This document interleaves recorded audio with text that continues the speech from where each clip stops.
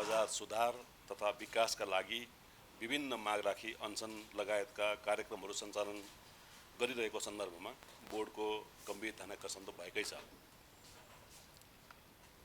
अब यो बोर्डमा नयाँ नेतृत्व आएसँगै समयबद्ध रूपमा निरन्तर विकास तथा सुधारका ठोस कार्यक्रमहरू सुरुवात गरिसकिएको छ। यहाँहरूलाई अवगत पनि भएको जस्तो लाग्छ मलाई। बोर्डको वर्तमान नेतृत्व वार्ता तथा सहमति भन्दा पनि उचित मागहरू कार्यान्वयनतिर नै जाने पद्धतिमा बढी विश्वास गर्दछ। म हिजो एयरपोर्टबाट पनि सिधै आएर उहाँहरूलाई अनसनमा बस्ने साथीहरूलाई सरोकारवालाहरूलाई मैले सिधै भेट्न आएको थिएँ र उहाँहरूको पनि मनसाय त्यही नै बुझियो। वार्ता समिति बनाउने भन्दा पनि कार्यान्वयनमै जाउँ भन्ने कुरा बुझियो। त्यो राम्रो पनि हो। अब हाम्रो सामाजिक दृष्टिमा पनि अब हामी पनि एउटा चाहिँ तपाईँको पद्धति चाहिँ वार्ता समिति गठन गरेर अन्यलमा बसिरहने समय बाई गर्ने भन्दा पनि हामी कार्यान्वयनमै जानु पर्यो भन्ने चाहिँ मेरो पनि मान्यता हो। सधैँ पहिलो मान्यता पनि हो र आज पनि छ, भोलि पनि त्यही रहन्छ। हामी कार्यान्वयन पद्धतिमै जाने पक्षमा छौँ र उहाँहरूका गुनासा सुझावहरू र बजार विकासका सुझावहरूलाई पनि हामीले कसरी कार्यान्वयन लाने भन्ने एउटा समय तालिका बनाएर हामी अगाडि बढ्नुपर्ने अवस्था सिर्जना गर्नुपर्ने आवश्यकता छ। लगानीकर्ताहरूले राखेका कतिपय एजेन्डाहरू बोर्डका नै रहेको तथा यसअघि नै कार्यान्वयनको चरणमा रहेको पनि जानकारी गराउन चाहन्छु। म अहिले यहाँहरूलाई यसमा विस्तृत रूपमा दिन्छु। बोर्डबाट कार्यान्वयनको चरणमा रहेका बजार सुधार तथा विकासका सम्बन्धी कार्यहरू देहानुरूपका छन्। जस्तो गैर आवासीय नेपालीहरूलाई श्रमिकहरूलाई 10% पुँजी प्राथमिक चाहिँ निष्कासनमा आरक्षण दिने भन्ने कुरा हामीले 3 महिना अगाडिदेखि नै कार्य सुरु गरेर राष्ट्र ब्याङ्कसँग, योजना आयोगसँग, अर्थ मन्त्रालयसँग सहकार्य गरेर चाहिँ समिति बनाएर कार्यविधिमा चाहिँ विस्तृत रूपमा छलफल गरेर हामीले चाहिँ त्यसलाई अहिले अब क्याबिनेटमा प्रस्तावको लागि नै रेडी छ। हामी श्रावणदेखि त्यसलाई लागू गर्ने, असारको मसानभित्रै पनि लागू गर्ने हाम्रो लक्ष्य छ। तर ढिलो भयो भने पनि साउनको पहिलो हप्तादेखि लागू हुन्छ। यो हाम्रो एजेन्डा अहिले साथीहरूको बुँदामा पनि परेको, तर हामीले त 3 महिना अगाडिदेखि कार्य सुरु नै गरिसकेको बुँदाहरूमध्ये इक्जाम्पलहरू म तपाईँहरूलाई यसरी दृष्टान्त दिँदैछु। एउटा यो श्रमिक सम्बन्धीको आरक्षणको कुरा भयो, जसले बजारलाई चलायमान बनाउनलाई, बजारको तरलतालाई केही रूपमा टेवा पुर्याउँछ भन्ने हामीले योजना आयोगले, राष्ट्र ब्याङ्कले र हाम्रो धितोपत्र बोर्डले पनि विश्वास लिएका छौँ। त्यस्तै डेडिकेटेड कारोबार टिएमएस प्रणाली ब्रोकरहरूलाई लागू गराउने सम्बन्धी चाहिँ नेप्सेको विनियमावली हामीले फास्ट ट्र्याक सिस्टममा चाहिँ अप्रुभ गरेर लास्ट मन्थ नै हामीले 1 महिना अगाडि नै अप्रुभ गरेर अहिले कार्यान्वयन चरणमा गइसकेको छ। यस पनि हामीले 3 महिना अगाडिदेखि कार्य सुरु गरेर यो कार्य अहिले नै नेप्सेले कार्यान्वयनमा लगिसकेको व्यवस्था हो। यो पनि साथीहरूको अहिले डिमान्डमा परेको कुरा हो। यसबाट के बुझिन्छ भने साथीहरूले सोचेको विकासका सुधारका कुराहरू र हामीले गर्न लागेका कार्यक्रमहरू पनि अलग भिन्नता छैनन् भने यसबाट चाहिँ हामीले अहिले तपाईँलाई अरू 5 वटा 6 वटा दृष्टान्त छन् जुनमा हामीले साथीका उहाँहरूका मुद्दाहरू र हाम्रा मुद्दामा हाम्रा कमन मुद्दाहरू छन् जुनमा हामीले कार्य सुरु नै गरिसकेका छौँ र ती हाम्रा पनि प्रमुख एजेन्डाहरू नै हुन्। त्यस्तै साना तथा मझौला उद्योग, यो तेस्रोमा साना तथा मझौला उद्यमहरूको धितोपत्र कारोबारका लागि एसएमई प्लेटफर्म बनाउने भन्ने कुरा चाहिँ हामीले 3 महिना अगाडिदेखि हामीले नेप्सेलाई निर्देशन दिएर नेप्सेले कार्यविधि चाहिँ सम्पन्न गरेर यसको टेक्निकल एस्पेक्ट सबै हेरेर यसमा चाहिनुपर्ने परिमार्जनहरू गरेर कानुनी कुरामा सबै गरिसकेका छन्। अब केही प्राविधिक कुराहरूमा सिस्टम इन्टिग्रेसनको कुराहरूमा चाहिँ केही कुरा मिलाउनु पर्ने भनेर अहिले सायद तपाईँहरूलाई पनि सायद सूचना पाउनुभयो होला, नेप्सेको टिमहरू चाहिँ अहिले इन्डियामा छन्। अलि विशेष केही यसमा चाहिँ प्लेटफर्म सम्बन्धीको पनि एउटा चाहिँ तपाईँको यसमा पनि एजेन्डा छ र यो पनि हामीले भाद्र महिनासम्म चाहिँ यही वर्षको भाद्र महिनासम्ममा एसएमई प्लेटफर्म चाहिँ लागू गर्न सक्छौँ भन्ने हाम्रो लक्ष्य लिएर हिँडिरहेका छौँ। हामी कार्यान्वयनमा अगाडि बढिरहेको छौँ। यसमा पनि हामीले प्राविधिक पक्ष बाहेक बाँकी कानुनी पक्ष र तपाईँको चाहिँ कार्यविधि पक्ष चाहिँ 90% भन्दा बढी काम सकिसक्यो। नेप्सेबाट हुनुपर्ने काम चाहिँ धितोपत्र दलाल व्यवसायहरूको जुन चाहिँ नि स्कोपहरू चाहिँ विस्तार गर्ने, शाखाहरू विस्तार गर्ने, देशव्यापी रूपमा बनाउने भन्ने कुरामा पनि अहिले हामीले 23 स्थानमा शाखा कार्यालय पूर्वाधार तयार गरेर सूचित गरेकोमा 8 वटाको शाखा कार्यालय अहिले हामी आएदेखि खुलि नै सकेका छ र तपाईँको थप 16 स्थानमा स्वीकृति चरणमा रहेको छ। अहिले भनेको 24 स्थानमा हामीले अलरेडी अगाडि बढाइरहेका छौँ। देशका विभिन्न क्षेत्रमा यतापट्टि तपाईँको चाहिँ झापादेखि नै छ होइन, हाम्रो उतापट्टि तपाईँको कैलालीको टिकापुरसम्म पनि छ।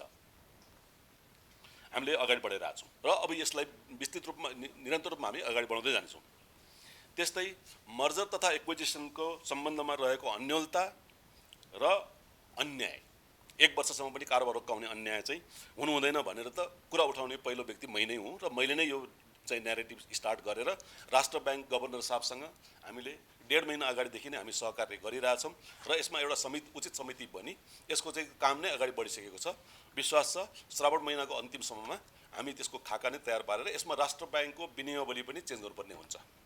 यो मर्जर एक्विजिसनमा भएको अन्योलता र अन्यायलाई हटाउनलाई चाहिँ हाम्रो राष्ट्र ब्याङ्कको विनियमावली नै तपाईँको बोर्डले पास गर्नुपर्ने भावना राष्ट्र ब्याङ्कको बोर्डले त्यो चाहिँ अहिले कार्य समितिले योजना र त्यसको विनियमावलीको ड्राफ्टिङमा काम गरिरहेछ भने अहिले पनि साथीहरूको मुद्दामा एजेन्डामा आएको तपाईँहरूले हेर्नुभएको 19 बुधे माघमा परेको कुरा गरिरहेको छु है म 19 बुधे माघमा परेको कुरा जो हामीले 3 महिना अगाडिदेखि काम सुरु गरेर सम्पन्न हुने अवस्थामा छन् त्यो कुरा मात्र म गरिरहेको छु अहिले। एकमा मैले गैर आवासीय नेपालीको कुरा गरेँ, दोस्रोमा मैले डेडिकेटेड टिएमएस प्रणालीको कुरा गरेँ जुन लागू भइसकेका छन् अथवा लागू गर्ने अवस्थामा छन् 15-20 दिनमा। साना मझौला उद्यमलाई चाहिँ एसएमई प्लेटफर्मको कुरा छन् मैले तेस्रो कुरा गरेँ।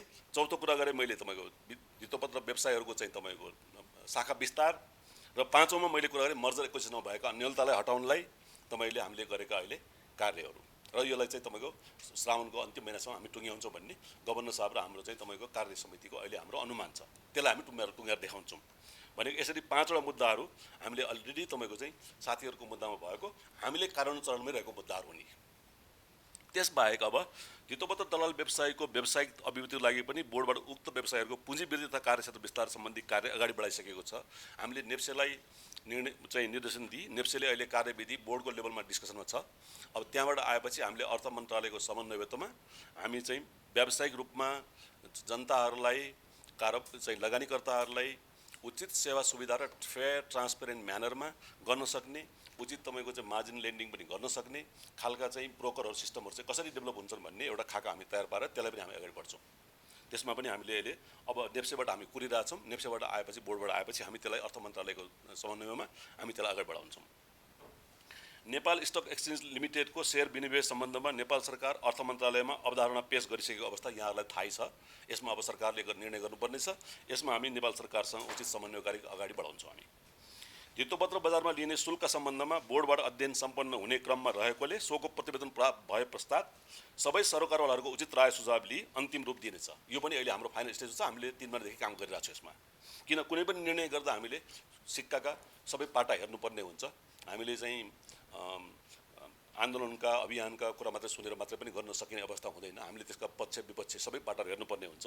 यी सबै तर उठेका मागहरू जायज माग पनि हुन सक्छन्। तीलाई चाहिँ हामीले निरन्तरता दिनुपर्छ। तिनलाई कार्यान्वयन ल्याउनुपर्छ। हामी कार्यान्वयनको कुरा गरेर हामी वार्ता समितिको कुरा गरिरहेको छैनौँ।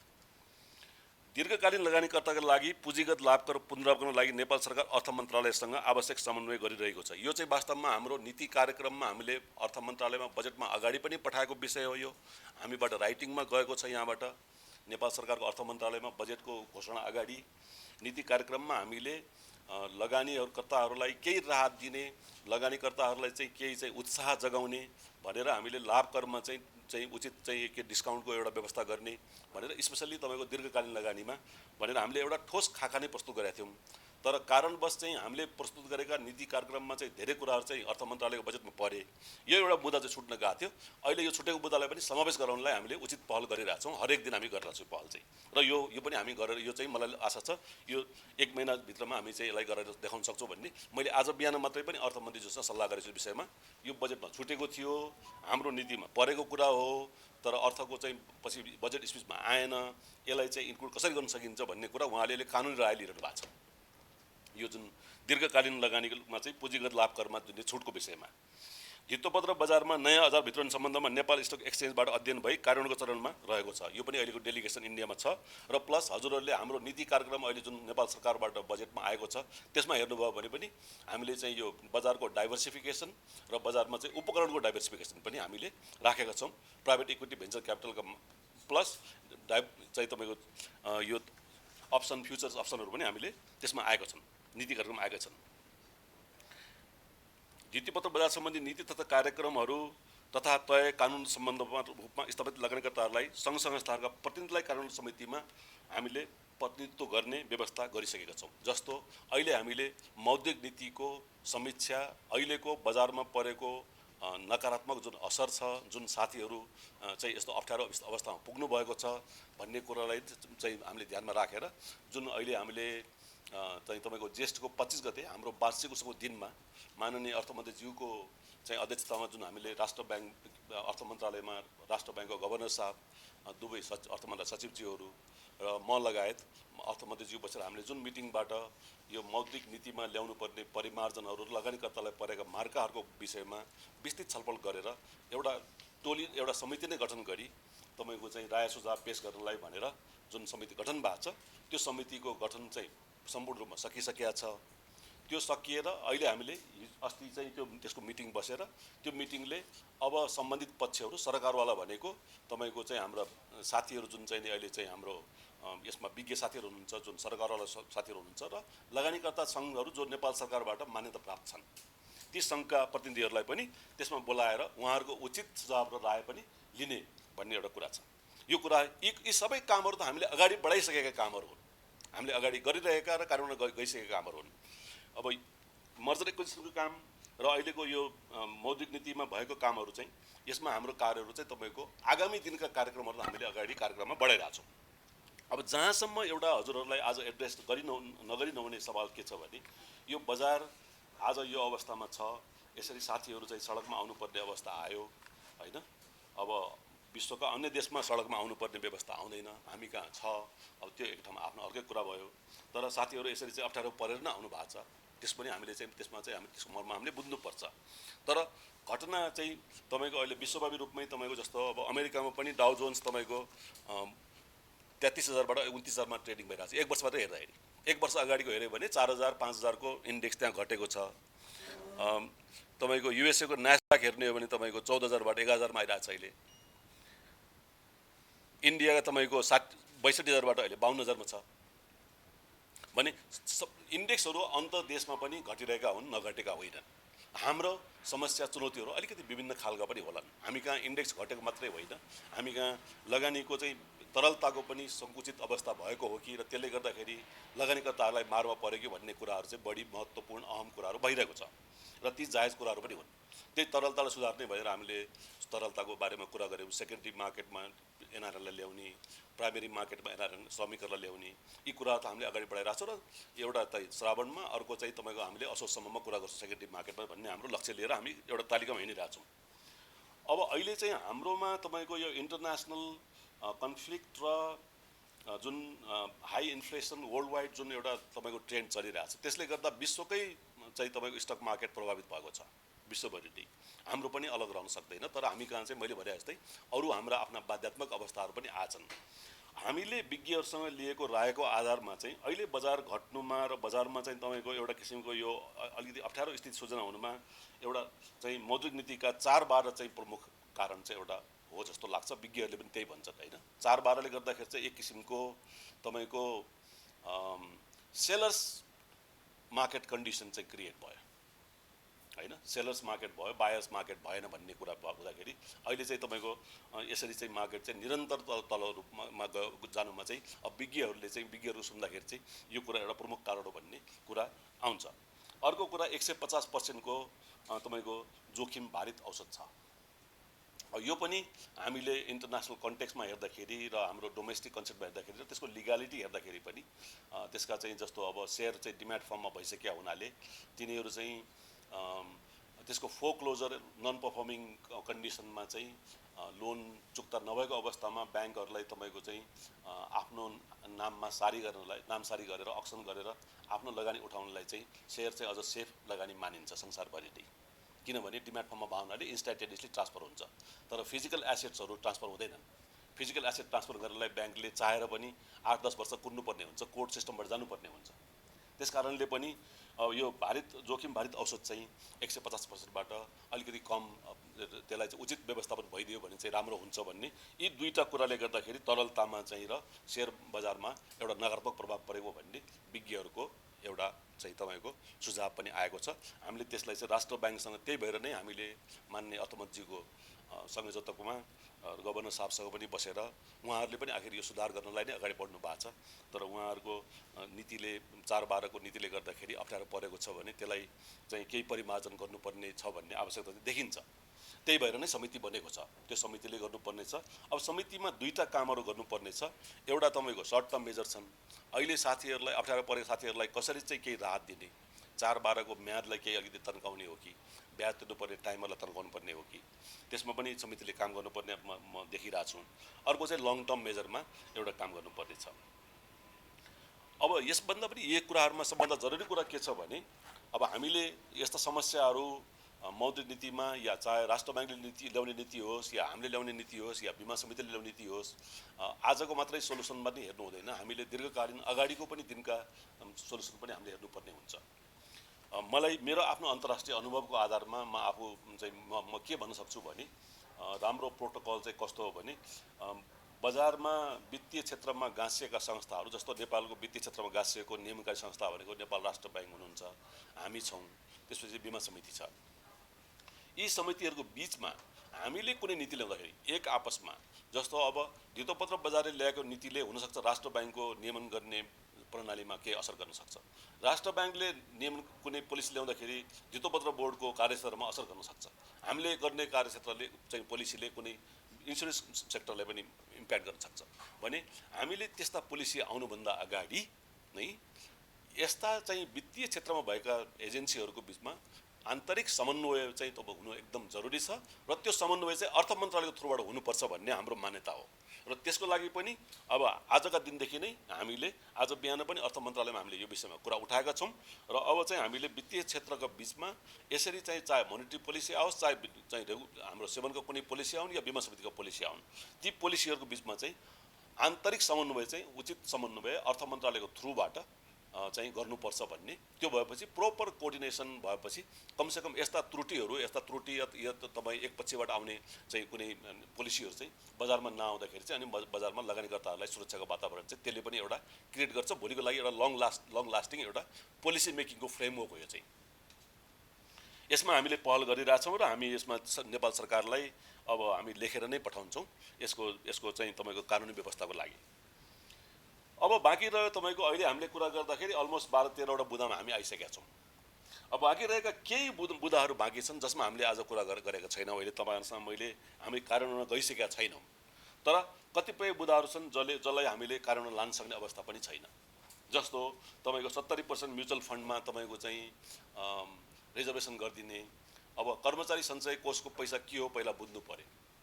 कर्मचारी सञ्चय कोष भनेको कर्मचारी सञ्चय कोषमा कर्मचारीहरूको तपाईँको चाहिँ रिटायरमेन्ट प्लानको त्यो एस्योरेन्स हो। त्यसमा कुनै पनि किसिमको जोखिम कुनै पनि देशमा मान्य हुँदैन, हाम्रो देशमा पनि मान्य हुनु हुँदैन। यसरी कसैको प्रेसरमा आएर तपाईँको चाहिँ सञ्चय कोषको पैसा कर्मचारीको पैसा तपाईँको मेरो पैसा होइन, कर्मचारीको पैसा हो, सबैको पैसा हो। त्यो पैसा रिटायरमेन्टको पैसा हामीले म्युचुअल फन्डमा लाने त्यो बोर्डको अधिकार छैन, न अर्थ मन्त्रालयको अधिकार छ। त्यो कर्मचारीहरूको अधिकार हो।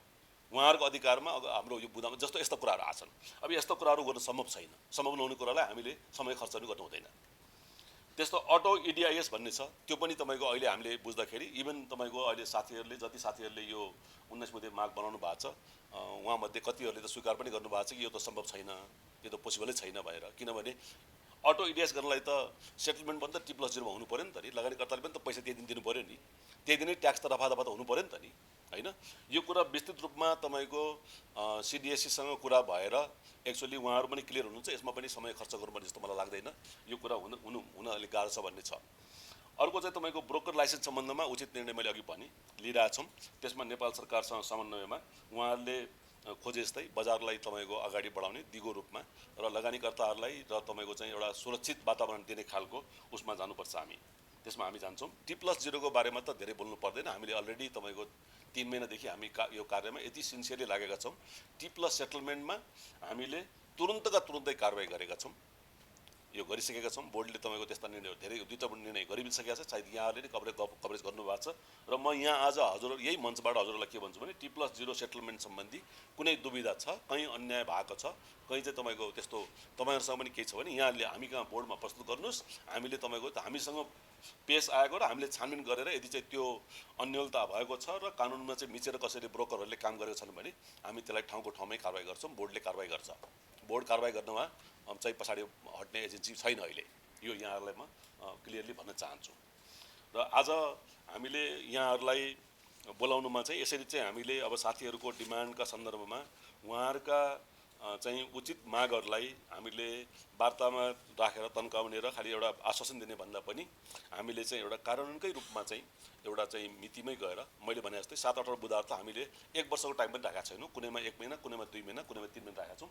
मलाई विश्वास छ अधिकांशभन्दा अधिकांश 95% हामीले गरेका बुदाहरू हामी 3 महिनाभित्रमा कार्यान्वयन ल्याउन सक्छौँ र हामी अलरेडी गइसकेको छौँ। हामीले यो प्रोमिस गरिरहेको छैनौँ, हामी 3 महिना अगाडिदेखि कार्यान्वयन गइसक्यो हुनाले म अहिले भनिरहेको छु असारको अन्तमै सघाउँछु भनिरहेको छु। केही कुरा चाहिँ साउनमा सघाउँछु भनेको छु, किनभने यसको लागि त टाइम चाहिन्छ। हामीले टाइम अगाडि 3 महिना काम गरिरहेको छौँ।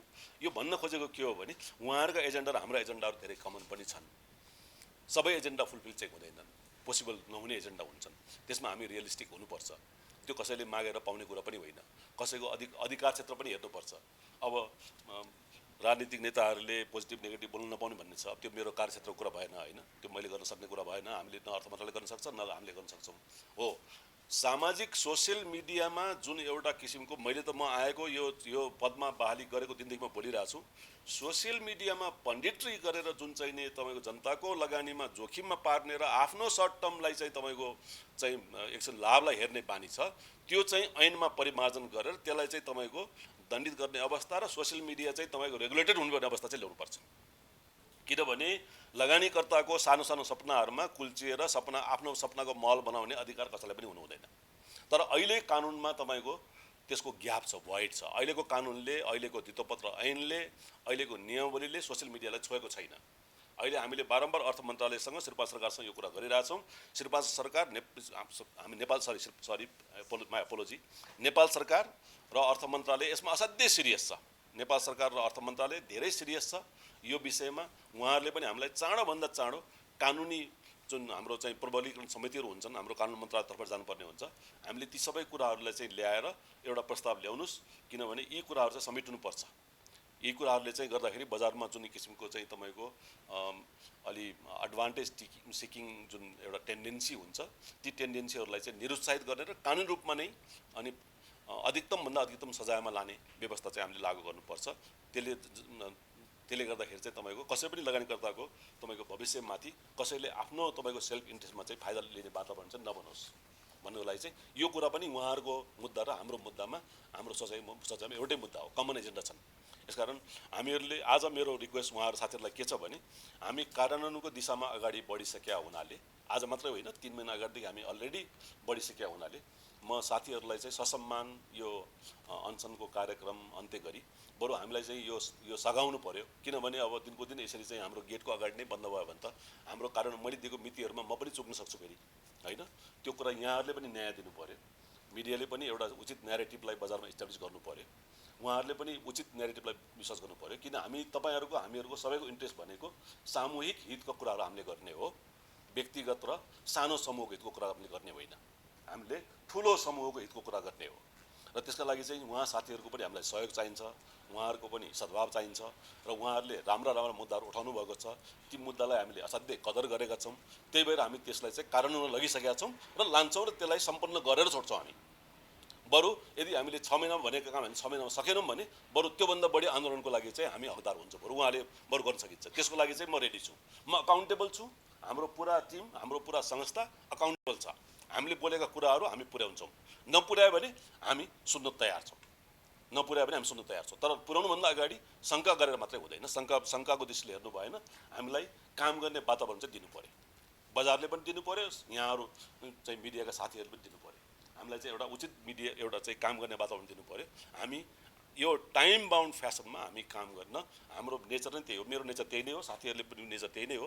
हाम्रो टिमले अब चाहिँ टाइम बााउन्ड नेचरभन्दा अरू काम गर्दैन। हामी टाइम बााउन्ड नेचरमा काम गर्छौँ र जहाँ हामीलाई गल्ती हुन्छ हामीलाई समात्दिनुहोस्, सचेत गराइदिनुहोस्, हामी सुन्न तयार छौँ। तर हामीले काम गर्ने जेलसम्म हामीलाई डिस्टर्ब गर्ने वातावरण चाहिँ सायद साथीबाट नहोस्। हामी काम गर्न चाहन्छौँ, अगाडि बढ्न चाहन्छौँ र उहाँका मुद्दाहरू, हाम्रा मुद्दाहरू, कमन एजेन्डाहरूलाई हामी सफलमा अगाडि पुर्याउन चाहन्छौँ। त्यति पनि आज म धन्यवाद, नमस्कार। अहिले विज्ञहरूको बुझाइमा चाहिँ 4/12 को नीतिले गर्दाखेरि चाहिँ सेलर्स मार्केटको कन्डिसन क्रिएट भयो कि भन्ने मात्रै एउटा सुझाव चाहिँ आएको छ। त्यसलाई एड्रेस गर्न त हामीले राष्ट्र ब्याङ्कसँग एउटा समिति बनाएका छौँ र त्यो समितिमा लगानीकर्ताका, सरोकारवालाका चाहिँ उचित रिप्रेजेन्टेसन गराउने भनेर त कुरा गरिरहेछौँ। र यो कुरा त तपाईँको 15 दिन अगाडिदेखि कुरा भयो हुनाले आज बिहानसँगको मिटिङसँग त्यसको कुनै सरोकार छैन।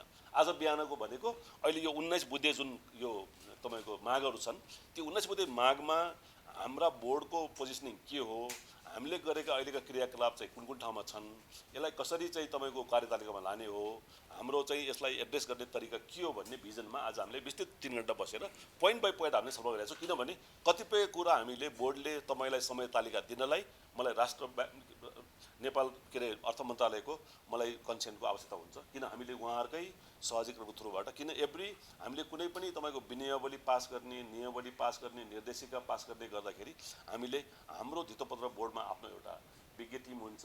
त्यो विज्ञ टिम बाहेक हामीले सिडिएससी नेप्सेसँग पनि हामी राय लिन्छौँ अनि त्यसपछि हाम्रो बोर्डमा गएर बोर्डमा अप्रुभ भएपछि बल्ल अर्थ मन्त्रालय थ्रुबाट क्याबिनेट जान्छ। त्यसकारण हामीले अर्थ मन्त्रालयसँग समन्वय गर्नुपर्ने भयो हुनाले आज हामीले त्यो कुरा चाहिँ यो त्योभन्दा पनि आज हाम्रो 19वटै डिमान्डमा पोइन्ट बाई पोइन्ट चाहिँ हामीले कुरा गरेका छौँ कुन कुन कुरा कति समयमा सम्भव छ भनेर। हजुर जस्तो अघि मैले के भने हामीले आश्वासन त यसमा दिन सक्ने अवस्था छैन, किनभने मेरो एजेन्सीभन्दा बाहिरको काम त मैले आश्वासन दिन सक्दिनँ होइन। हामीले के भनेछौँ भने राष्ट्र ब्याङ्कको प्रतिनिधित्व हुने गरी, अर्थ मन्त्रालयको प्रतिनिधित्व हुने गरी, धितोपत्र बोर्डको प्रतिनिधित्व हुने गरी र सरकारवालाको प्रतिनिधित्व हुने गरी हामीले एउटा तपाईँको कमिटी फर्मेसन गरेका छौँ। अब यो मोनेटरी पोलिसीमा हुनुपर्ने परिमार्जन केही आवश्यकता छन् भने, बजारलाई अप्ठ्यारो परेको विज्ञहरूको यदि राय चाहिँ सही हो भने, यदि चाहिँ सेलर्स मार्केट त्यसबाट क्रिएट भएको हो भने अब आगामी दिनमा त्यस्तो नहोस् भन्नको लागि केही परिमार्जन पोलिसीमा गर्नुपर्ने भयो भने त्यो समितिले गर्छ नि त नि। त्यो समिति एकपछि छैन। त्यो समिति तपाईँको कसैलाई आरोप लाउनलाई दोषारोपण गर्नलाई भन्ने समिति होइन। यहाँहरूले फेरि मेरो आजको कन्टेक्स्टलाई यसलाई नेगेटिभ फेरि अगेन के हुन्छ भने हाम्रो माइन्डले र हाम्रो हार्टले चाहिँ तपाईँको नेगेटिभ कन्सेप्टलाई चाहिँ चाँडो पिकअप गर्छ कि पोजिटिभ कन्सेप्ट पिकअप गर्न अलिक टाइम लाग्छ। नेगेटिभ कन्सेप्टमा हामी गयौँ भने चाहिँ त्यसरी सोध्न सक्छौँ, तर मैले त्यसलाई कुनै पनि नेगेटिभ सेन्समा भनेको होइन। तर नीति निर्माण गर्दाखेरि मैले पनि हाम्रो एजेन्सीले पनि नीति निर्माण गर्दाखेरि हामीले पनि तपाईँको सधैँ हामी एस्योर्ड हुन सक्दैनौँ कि तपाईँको यो नीतिबाट 100% फाइदा मात्रै हुन्छ भने। कहिले त्यसका अरू पनि त पक्ष टाँसिएका हुन्छन् नि, त्यो मात्रै कुरा गर्न खोजेको हो। कतै राम्रो नीतिको आयोले पनि अल्टिमेटली बजारलाई चाहिँ अहिलेको अवस्थामा सायद अब तपाईँको तरलता, इन्टरनेसनल कन्फ्लिक्ट नभइदिएको भए, ब्याङ्किङ सिस्टममा लिक्विडिटी क्राइसिस नभइदिएको भए सायद त्यसले असर गर्दैन थियो होला। तर यताबाट पनि च्यापेको उताबाट पनि च्यापेको गर्दाखेरि सायद त्यो चाहिँ तपाईँको अलिक प्रभावित कुरा पर्न आयो होला। त्यही भएर यो अलिकति कम्प्लेक्स विषय हो। हजुर त्यही अध्ययन गरेर भन्छ हामीले। त्यसको असर पर्यो भन्दा पनि हामीले किटानी गरेर भनेका छैनौँ। विज्ञहरूको भनाइमा चाहिँ त्यसले गर्दाखेरि सेलर मार्केट क्रिएट भयो कि भन्ने मैले अघि शब्द पनि प्रयोग गरेको थिएँ। सायद हजुरले अब त्यसलाई कुन चिजमा उठाउनु खोज्दाखेरि आफूलाई चाहिँ कन्भिनियन्स हुन्छ त्यसमा हामी जान खोज्यो भने चाहिँ त्यो हो होइन। We can go any route. तर हामीले हेर्नुपर्ने के हो भने you have to notice my word. मैले के भनेको थिएँ भने विज्ञहरूले चाहिँ यो अहिलेको अवस्थामा, अहिलेको एक्सेसिभ लिक्विडिटीको स्क्विज भएको अवस्थामा त्यो नीतिले गर्दाखेरि चाहिँ तपाईँको सङ्कुचित अर्को एउटा कुनै एक्स्ट्रा तपाईँको चाहिँ फ्याक्टर गर्यो कि, सेलर्स मार्केट बनाउनेलाई चाहिँ तपाईँको एउटा थप योगदान गर्यो कि, अरू फ्याक्टरले त घोचिरहेको थियो भन्ने कुरा आएको हुनाले यसलाई त्यही परिमार्जन गर्नलाई, तपाईँको अध्ययन गर्नलाई राम्रो हो कि होइन, केही त्यसका चाहिँ नकारात्मक प्रभाव परेको छ भने त समिति गठन भएको छ।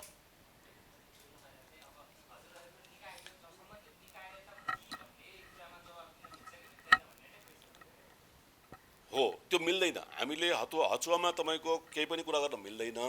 आज हामी के कुरा गरिरहेछौँ भने फेरि यहाँले फेरि एक्चुअली बुझ्नु पर्यो। हामीले के भनिरहेछौँ भने कुनै पोलिसीलाई राइट र रङ हामीले भनिरहेको छैनौँ। हामीले के भनिरहेछौँ त्यसको नकारात्मक असरलाई पनि हेर्नुपर्ने हुन्छ र हेरेर तपाईँको चाहिँ निर्णयमा आउनुपर्ने हुन्छ। एउटा कुरा त्यसको लागि समिति गठन भएको छ। अर्को कुरा मैले के भने हजुरले त्यसलाई पनि पिकअप गरिदिनु होला। अर्को के भने वित्तीय क्षेत्रका नियमनकारी निकायहरूको बिचमा यस्ता अवस्था नआओस् र त्यस अलिकति मेच्योर्ड पोलिसीहरू र वेल थट पोलिसीहरू आओस् भन्नको लागि अबका दिनमा हामीले गर्दा पनि मिस्टेक नहोस् भनेर, बिमा समितिले गर्दा पनि मिस्टेक नहोस् भनेर। यो कुनै राष्ट्र ब्याङ्कको मात्रै कुरा होइन। यो धितोपत्र बजारले गर्ने, बिमा समितिले गर्ने, राष्ट्र ब्याङ्कले गर्ने हरेक पोलिसीहरूमा चाहिँ हामीले पोलिसी फर्मुलेसन गर्दाखेरि सबैभन्दा बढी क्षेत्रको हामीले राय लिन सक्यौँ र स्पेसल्ली त्यस सेक्टरमा काम गर्ने एजेन्सीहरूको पनि हामीले उचित सुझाव लिन सक्यौँ भने अलिकति मेच्योर्ड, अलिकति तपाईँको चाहिँ मोर रिफाइन र वेल थट पोलिसी आउँछ भन्ने खोजेको मात्रै एउटा न्यारेटिभ इस्टाब्लिस गर्न खोजेको हो होइन। आज हामीले यहाँ बसेर हामी त सकारात्मक पक्षमा अगाडि बढ्ने दिनमा हामीलाई त तपाईँको अहिले बजारलाई तपाईँको अगाडि बढाउनलाई, बजारलाई पोजिटिभ न्यारेटिभ दिनलाई, पोजिटिभ डिसिसन लानलाई राष्ट्र ब्याङ्कको ठुलो चाहिँ हामीलाई सहयोग चाहिन्छ। राष्ट्र ब्याङ्क एउटा असाध्यै जिम्मेवार संस्था हो। हामीले यस्तो तपाईँको हचुवा कुरा कसरी गर्न मिल्छ राष्ट्र ब्याङ्कको बारेमा? हामीले भनेको के भने समिति बनेको छ, समितिले नकारात्मक चाहिँ त्यसको पोजिटिभ र नेगेटिभ सबै एस्पेक्टलाई हेरेर अब आउने दिनमा गर्नुपर्ने लङ टर्म स्ट्राटेजी र अहिले सर्ट टर्ममा केही गर्नुपर्ने छ कि भन्ने कुरामा चाहिँ कार्यदिशामा अगाडि बढ्नेछ। हामी त्यसमा नेपाल सरकारलाई सुझाव दिइरहेछौँ भनेको। जस्तो अब हाम्रो हरेक दिन म हिजोसम्म म बिदामा थिएँ, म हिजो मात्रै आइपुगेँ होइन। मेरो अनुपस्थितिमा हाम्रो विनयजी निमित्त हुनुहुन्थ्यो। विनयजीले उहाँहरूसँग डेली रूपमा हरेक दिन केही न केही कुराहरू एड्रेस गर्नुभएको छ उहाँहरूसँग। अब उहाँहरू त हाम्रो प्राङ्गणको अगाडि नै हुनुहुन्छ होइन। म हिजो पनि एयरपोर्टबाट मैले अघि भने पनि थिएँ, सायद हजुरले अलिकति त्यसमा अलिकति स्किप गर्नुभयो होला। म हिजो मात्रै आएर सिधै उहाँसँगै वार्ता म त्यहाँ गर्न गएको थिएँ र उहाँकै सुझावमा अहिले हामीले उहाँहरूले पनि अब त्यो कुनै वार्ता समिति बनाउने उहाँहरूको मनसाय देखिएन। अब फेरि म पनि तपाईँको चाहिँ प्राइभेट सेक्टरबाट आएको, मलाई पनि तपाईँ यो वार्ता समिति बनाउने, समय तन्काउने र तपाईँको चाहिँ आन्दोलनलाई चाहिँ खालि तपाईँको चाहिँ यसो अलिकति तपाईँको स्लो बनाएर अनि आफू चाहिँ निस्किने उपायमा चाहिँ म त्यसमा विश्वास गर्दिनँ। मैले त्यही भएर आन्दोलन वार्ता भन्दा पनि हामी चाहिँ कार्यान्वयनमै इम्प्लिमेन्टेसनमै जाने भनेर हामी अलरेडी गइरहेको अवस्था नै भइरहेको हुनाले हामी इम्प्लिमेन्टमै जाने हो। त्यसमा उहाँहरूको साथ सहयोग चाहिन्छ भने मैले अघि नै भने। हिजै आएर मैले भेट्छेँ। पहिलो म घर जानुभन्दा अगाडि म यहाँ सिबन पसेर गएको। अब त्यो उहाँहरूको जजमेन्टको कुरा हो होइन, विजडमको कुरा हो। तर होइन, सम्मान त उहाँहरूलाई सम्मान गरेर नै हामीले कार्यान्वयन गएको हो होइन। हामीले नलम्बाउनु खोजेको वार्ता समितिमा गएर मैले अघि नै भने मलाई आफ्नो लिगेसी पनि बिगार्नु छैन। हेर्नुहोस् होइन, आजसम्म मैले आफ्नो लिगेसी बिगारेको छैन, म यहाँ किन बिगार्ने? मलाई लिगेसी बिगार्नु छैन। बिना कामको नहुने प्रोमिस म गर्दिनँ कहिले पनि, हुने प्रोमिस गर्छु। मेरो भनाइ के हो भने उहाँहरूसँग मैले हिजो आएर पनि मैले भेटेँ पहिलो चरणमै। उहाँहरूले पनि मलाई सुझाव के दिनुभयो भने वार्ता समिति चाहिँदैन, हामीलाई समन्वय समिति चाहिँदैन, तपाईँ काम गरेर देखाउनु भन्नुभएको छ उहाँले भनेर। काम गर्ने चाहिँ तपाईँले त्यही भएर मैले खाएका आज यो भोलि त्यो गर्ने भनेर उहाँकै सुझावमा हो यो।